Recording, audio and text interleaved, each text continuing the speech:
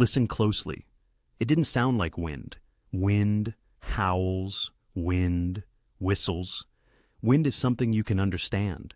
It pushes against your chest. It messes up your hair. It is a force of nature we live with every single day. But survivors of what happened on May 18th, 1902, they didn't talk about wind. They talked about machinery. They said it sounded like a freight train, dragging heavy iron chains across the sky, a mechanical, grinding, metallic roar that vibrated in the teeth of every man, woman, and child in the county. In 1902, the people of Goliad, Texas, didn't have radar. They didn't have Doppler scans. They didn't have sirens screaming from the tops of telephone poles.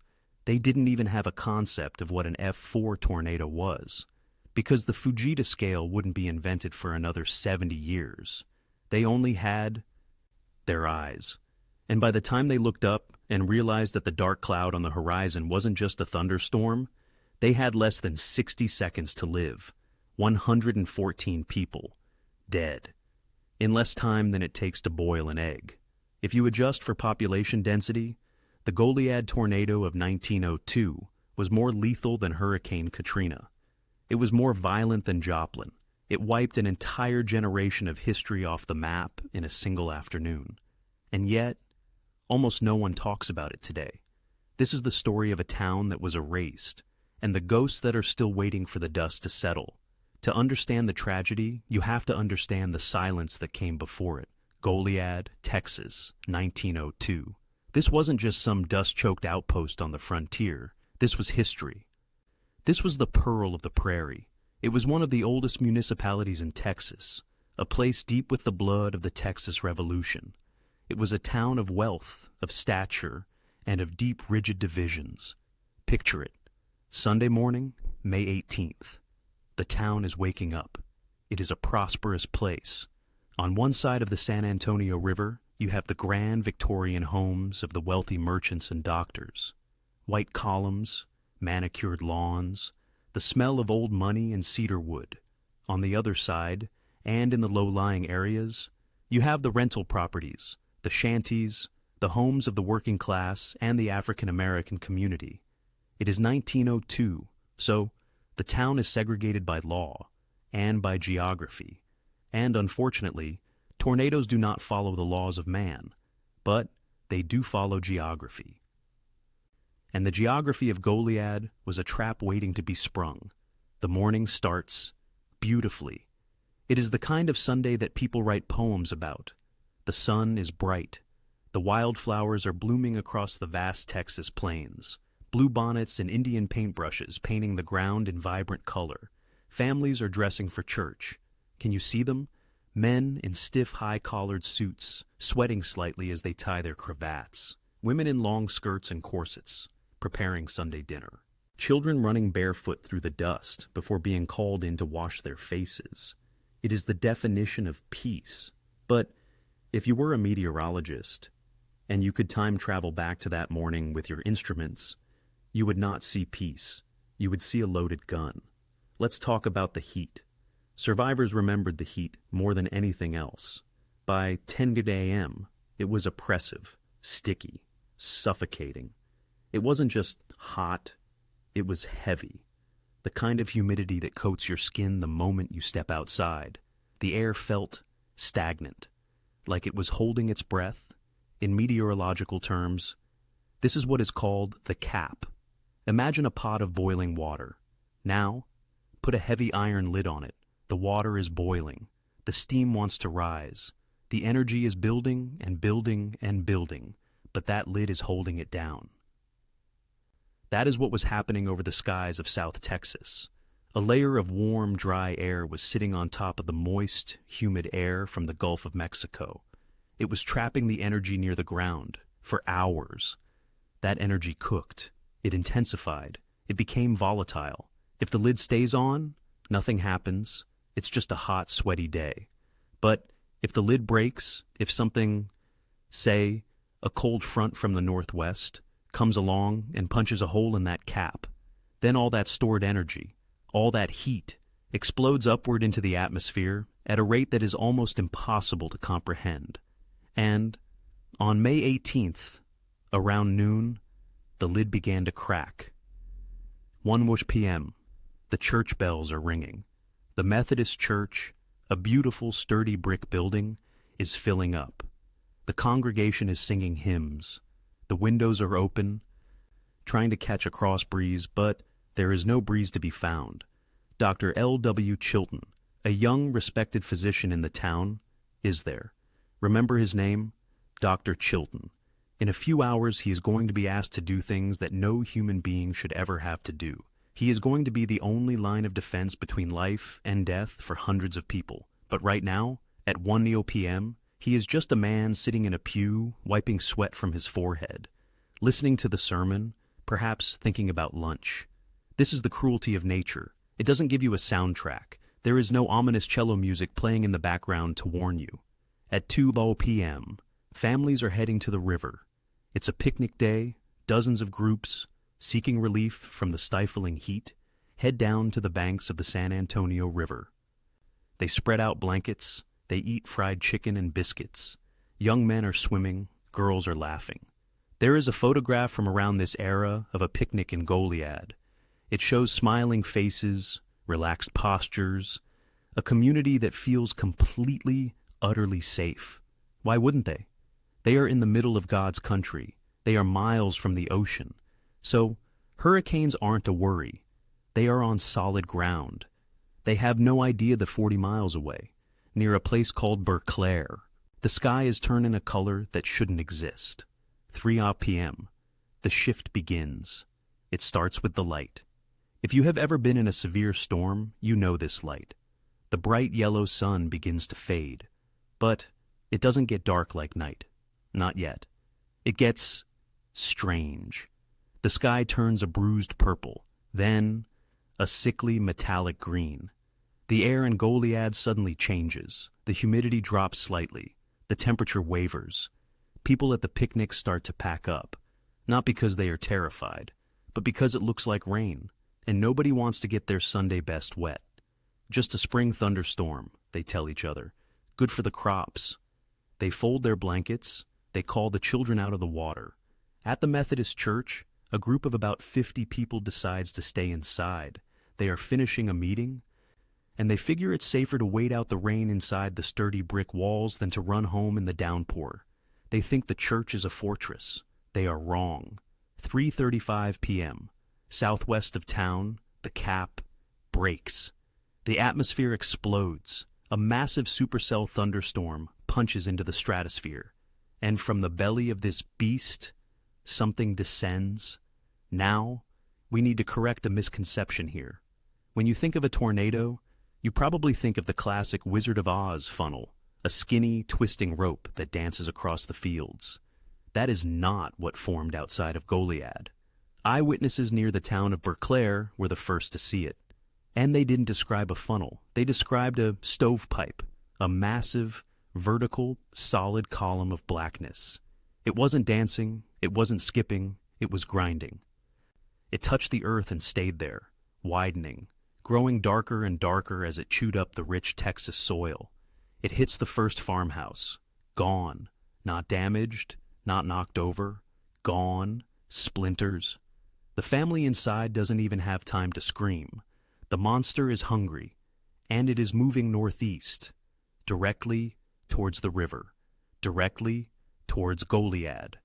3:45 p.m., 5 minutes to impact. Back in town. The confusion is setting in. Dr. Chilton is now at home. He looks out his window. He sees the clouds boiling. He has seen storms before. But this is different. The clouds aren't just moving. They are churning, like oil in water.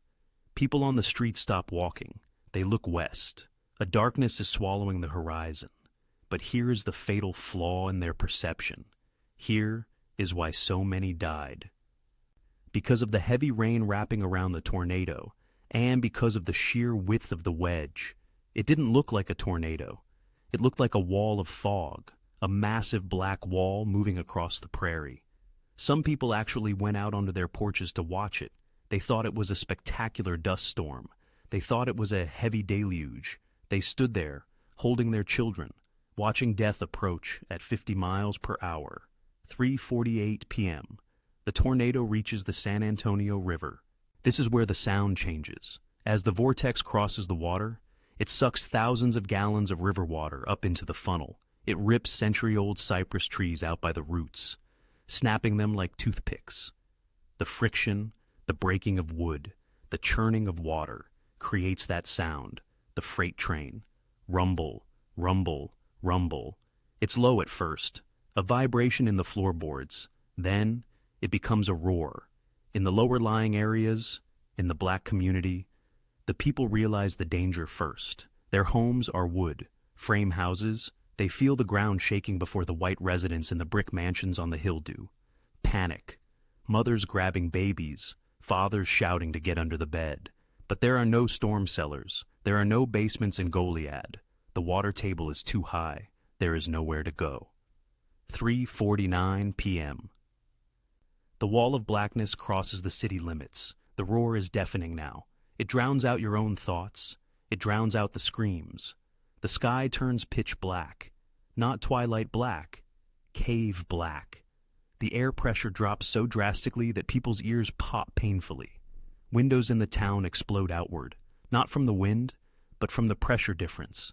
Dr. Chilton, standing in his home, realizes too late what is happening. He shouts to his family. At the Methodist church, the 50 people inside huddle together. They pray. The reverend shouts to stay down. The walls of the church begin to tremble. The stained glass rattles and then shatters. The wind isn't coming. The wind is here. And then, for one split second, just before the main impact, the roar stops. It's a phenomenon survivors speak of in whispers. The eye, or perhaps just the intake of breath before the scream. Absolute, terrifying silence. You can hear a pin drop. You can hear your own heart hammering against your ribs. And then, the world ends. 3:50 p.m. The silence breaks. It doesn't break with a scream. It breaks with an explosion. Imagine a bomb going off. Now imagine that bomb doesn't stop exploding. It just keeps detonating, and detonating, and detonating. That is the sound of Goliad dying. The western edge of the town is hit first. This is the neighborhood where the African-American families lived. The rental homes, the structures built of pine and simple nails. When an F4 tornado, spinning at 250 miles per hour, hits a wooden frame house, physics ceases to be a theory and becomes a weapon. The house doesn't just fall over. It disintegrates. In 1 second, a home is a shelter. In the next second, it is a cloud of splinters moving at the speed of a bullet. Survivors on the west side didn't even have time to understand they were under attack. One man said he looked up at his ceiling, and then suddenly, he was looking at the sky. The roof was just gone. Then the walls collapsed inward. There is no basement to hide in. There is no interior room that is safe. The wind is scouring the earth with the force of a sandblaster. People are picked up, physically lifted off the floor, and thrown, not thrown across the room, thrown across the street. Bodies are mixed with lumber, with glass, with the iron from wood-burning stoves. It is a blender, a meat grinder the size of a city block, and it is moving relentlessly, hungrily, toward the center of town. 3:51 p.m., the Methodist church. Inside, those 50 souls are huddled on the floor. They are praying. Nearer, my God, to Thee. But the roar outside is drowning out the prayer. The brick walls of the church are thick. They are sturdy. They have stood against storms for years, but they have never faced this. The tornado doesn't knock on the door. It consumes the building. Here is what happens in the span of 3 seconds. First, the pressure drops. It drops so fast that the air inside the church expands explosively. The stained glass windows blow out. Not in. Out. Shards of colored glass, red, blue, gold, are fired into the street like shrapnel. Then, the wind gets underneath the roof. The roof of the church is heavy timber. It weighs tons. But in a 200-mile-per-hour updraft, it weighs nothing. It is a feather.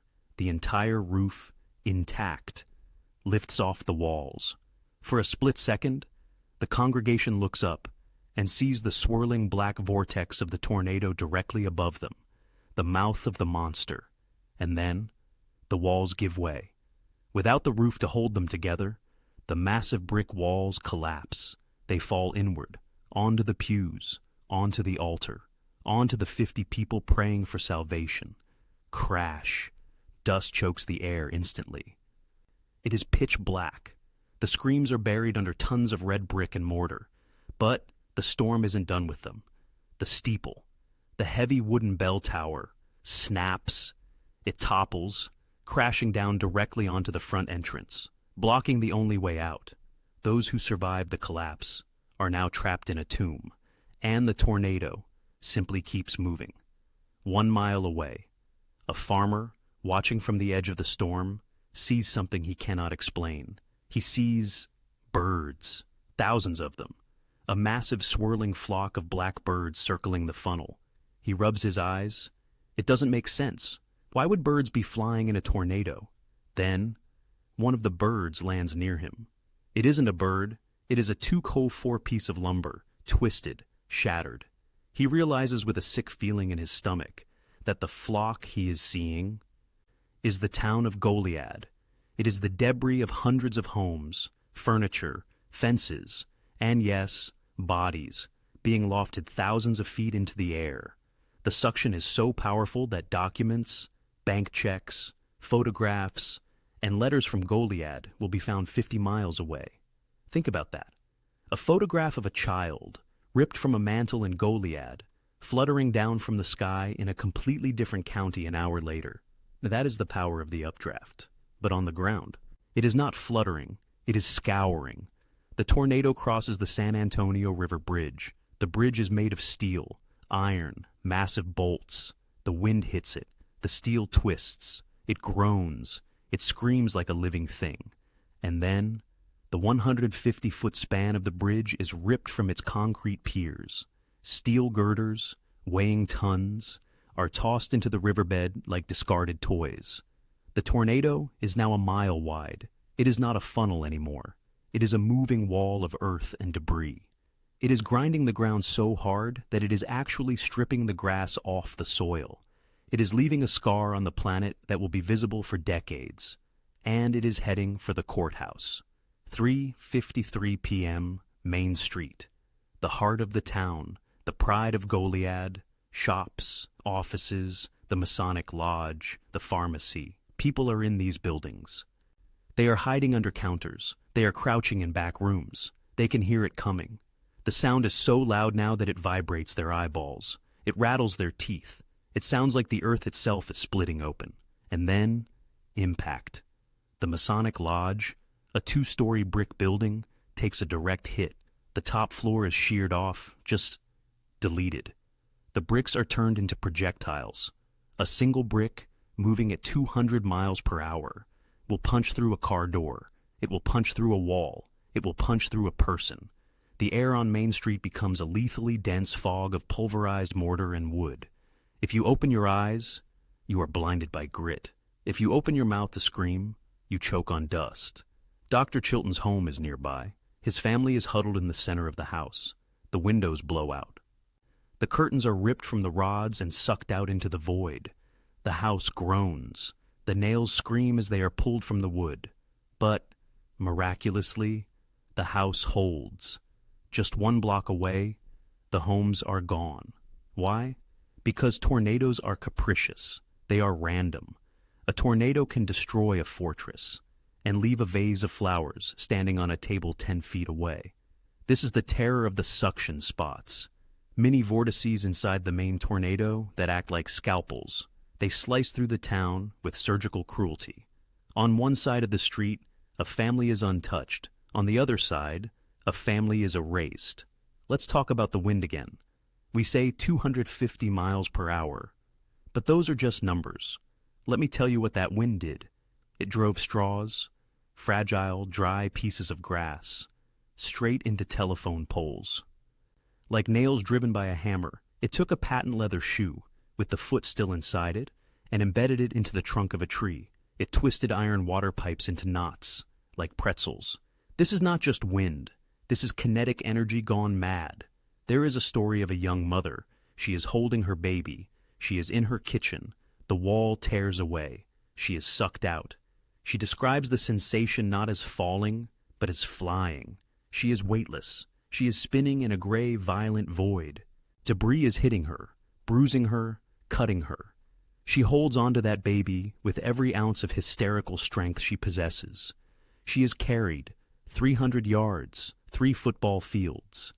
She lands in a muddy field. She is battered. She is bleeding. Her clothes have been ripped off by the wind, but she is alive. She looks down at her arms. The baby is gone. The wind, the sheer force of the air, ripped the child from her grip. This is the reality of May 18th. It wasn't a movie. It was a chaotic, swirling nightmare where gravity and love were not enough to save you. 3:54 p.m. The business district is leveled. 100 buildings in 4 minutes. The tornado is moving fast. It is tearing through the northeast side of town now. It hits the Fannin Park area, the memorial to the Texas Revolution heroes. The massive stone monument, dedicated to the men who died for Texas liberty, stands its ground.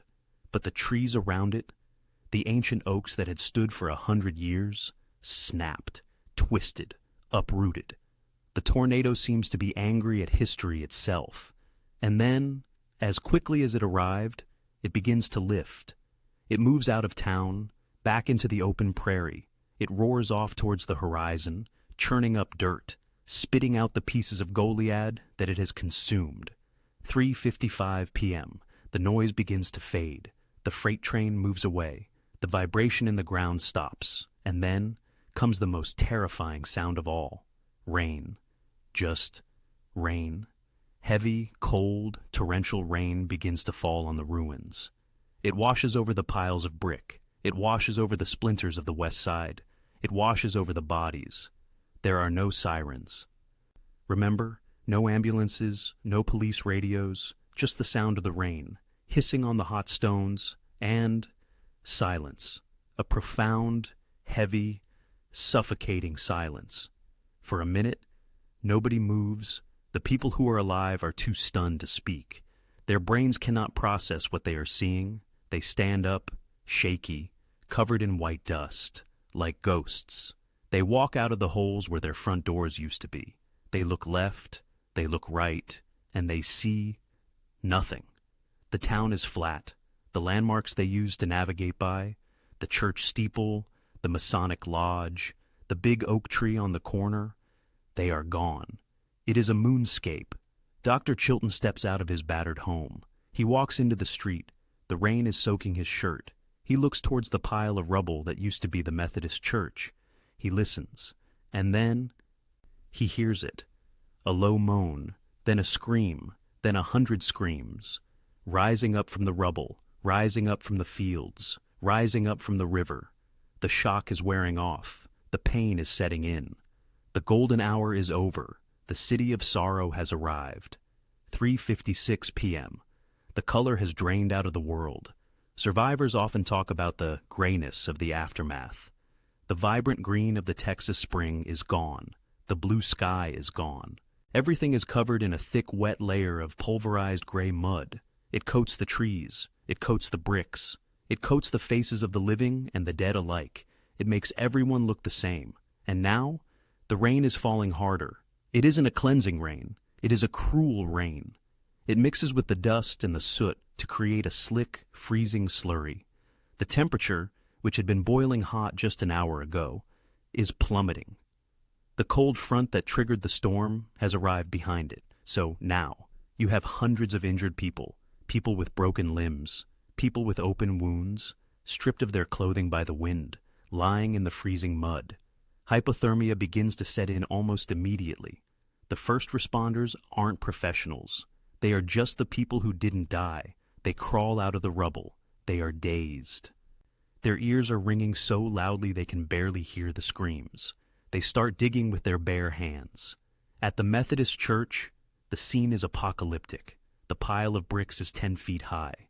Underneath that pile, there are voices. Men rush to the mound. They grab bricks. They heave timbers. But the weight is impossible. They can hear the choir members. They can hear the children who were in Sunday school. But they can't get to them fast enough. And every minute that ticks by, another voice beneath the rubble goes silent. 4:30 p.m. Dr. L.W. Chilton takes charge. His own home is damaged. His town is destroyed. But he is a man of science, and he knows that panic is a killer. He makes a decision that will save countless lives. He commandeers the county courthouse. The courthouse is one of the few large structures still standing. It has high ceilings. It has space. "Bring them here," he shouts. "Bring everyone here." And so, the procession begins. It is a parade of nightmares, men carrying doors, using them as makeshift stretchers. On those doors lie their wives, their neighbors. They carry them through the rain, slipping in the mud, stepping over power lines and dead horses to get to the courthouse. The bottom floor of the courthouse is transformed into a triage center. But let's be realistic about what 1902 medicine looks like. There is no penicillin, no antibiotics, no blood transfusions, no X-ray machines to see internal bleeding. Dr. Chilton and the few other town doctors have morphine, they have whiskey, they have chloroform, and they have saws. The injuries are horrific. Tornado injuries are not clean cuts. They are crush injuries. They are puncture wounds. People are brought in with pieces of wood driven through their chests. People are brought in with limbs that are crushed beyond recognition by falling masonry. The doctors work by lantern light because the power is out. The smell in that room, within an hour, is overpowering. The smell of wet wool, the smell of blood, the smell of ether. Dr. Chilton does not sleep. He does not eat. He moves from patient to patient. This one needs a tourniquet. This one needs splints. This one is gone. He has to make the hardest choice a doctor can make, triage. He has to look at a dying child and decide if they have a chance. If they don't, he has to move on to someone he can save. He works for 48 hours straight. His white shirt turns red, then it turns brown. He becomes the patron saint of the disaster.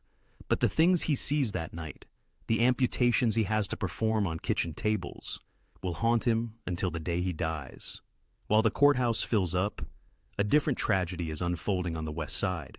The African-American community has been decimated. Because of the segregation laws of 1902 and the social customs of the time, many of the black victims are not brought to the courthouse immediately. They are taken to the trembling remains of the African Methodist Episcopal Church, or to surviving homes in the neighborhood.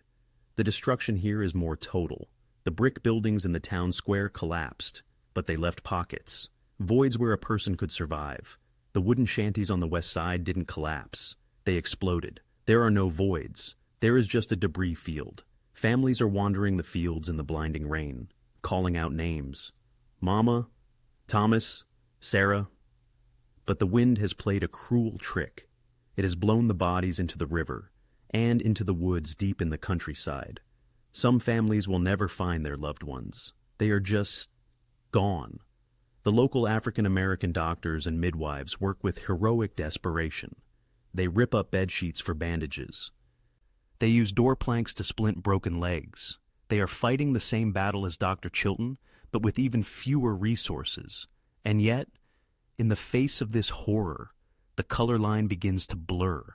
Survivors report acts of incredible humanity. White families taking in black orphans. Black men digging white survivors out of the rubble. When the sky falls, everyone bleeds the same color. But the systems of 1902 are rigid. And as the death toll rises, the disparity becomes impossible to ignore. Of the 114 official deaths, nearly half are African American. In a town where they made up a smaller percentage of the population, the math is devastating. It wasn't just a weather event. It was a demographic catastrophe. Sunset, 8:15 p.m. The sun goes down on the worst day in Goliad's history. If you think the storm was scary, the night is worse. Total darkness. There are no streetlights. The moon is blocked by the thick storm clouds that are still lingering. The only light comes from the flickering of kerosene lanterns and torches moving through the ruins. Imagine standing in that darkness. You are wet. You are freezing. and all around you, the sound of suffering, the moans coming from the courthouse, the weeping of mothers who have realized their children aren't coming home. And then, the rumors start. Panic breeds paranoia. Whispers start to circulate that looters are coming, that thieves are going to pick the pockets of the dead. The sheriff declares martial law. Men with shotguns patrol the perimeter of the ruins. Halt! Who goes there? The click of a hammer being pulled back. Tension is high. Every shadow looks like a threat. But the real threat isn't looters. The real threat is hidden in the dark. Nails sticking up from boards. Live venomous snakes that have been agitated by the storm. Unstable walls that are ready to fall. Rescuers trying to help end up stepping on nails, getting tetanus, or getting crushed by secondary collapses. It is a night of pure, unadulterated hell. People huddle in the few standing structures. They don't sleep, they just wait for the sun, praying that when the light comes, it won't be as bad as they think. Monday, May 19th. The sun rises, and it reveals the scale of the massacre. It is worse than anyone imagined. In the daylight, you can see the path, a scar cut through the town. It looks as if a giant hand took an eraser and dragged it across the map. But the most shocking thing is the smallness of the debris. There are no whole walls. There are no whole roofs. Everything has been reduced to kindling, and amidst the kindling, the bodies. This is the part that history books usually skip, but we need to face it to understand the trauma. The bodies are not peaceful. The violence of the wind has stripped them. It has covered them in mud. They look like statues made of clay. Rescuers have to wipe the mud off faces just to see who they are. Is that Mrs. Anderson? No, I think it's her sister. The misidentifications are rampant. Grief is interrupted by confusion, and then the heat returns. The cold front passes. The Texas sun comes back out, and by noon, it is hot. This starts a biological clock that cannot be stopped. 114 bodies, plus hundreds of dead horses, cows, and dogs. In the heat, the smell begins to rise by the afternoon. It is a sweet, cloying, terrible smell. The town officials realize they have a new problem, a problem that could kill even more people than the tornado. Disease, typhoid, cholera, dysentery. If they don't deal with the dead, the living are doomed. They run out of coffins by 10 a.m. The local undertaker is overwhelmed. He has 5 caskets in stock. He needs 100. They send telegrams to Cuero, to Victoria, to San Antonio. Send coffins, send ice. But the roads are blocked by debris. The trains are delayed. They can't wait. So, they start digging. They go to the cemeteries, the white cemetery on the hill, the black cemetery near the river. The ground is soaked from the rain. It is heavy, sticky clay. Men dig until their hands blister. They dig until they collapse from exhaustion. But they can't dig fast enough. They make a heartbreaking decision. They stop digging individual graves. They start digging trenches, long, shallow ditches. Families are brought out. They are wrapped in sheets, sometimes in blankets. There is no time for individual services, no time for long eulogies. A preacher stands at the edge of the trench. He reads a psalm. Ashes to ashes, dust to dust. And then, the next body is placed. It is a factory line of sorrow.